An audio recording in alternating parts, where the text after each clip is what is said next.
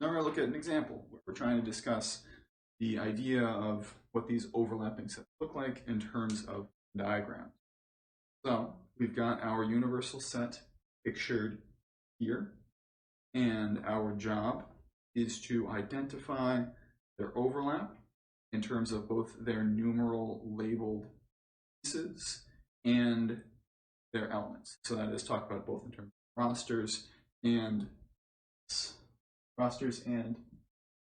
labeled designation. That's the sort of thing we're going to be doing a lot with Venn diagrams, is designating certain regions with a specific label, like 1, 2, 3, or 4, so on, in Roman numerals, and trying to figure out what these things that we're talking about look like in terms of those numerals and in terms of the actual sets.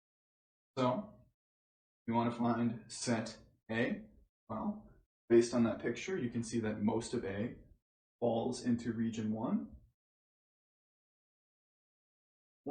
and then that little bit of A also included in 2, while on the other hand,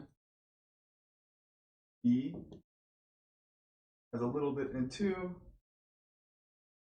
and a little bit more in 3. And then if we wanted to talk about what 4 is everything else. That's kind of meaningful, but we're not going to talk about it just yet. That's something we'll get to in the next little bit here. So let's look at what these things are as sets. So we want to find A, we're going to write it in roster notation. Well, inside of that circle, we have A, B, and C. That's for region 1. And region 2, that's D. While on the other hand, B, we get D. And then in the outer circle E, or the outer circle 3, we get E. And nothing else. So, looking at the overlap, just in terms of that picture, it's pretty clear to tell. The overlap is the region 2, which can be given as the set E.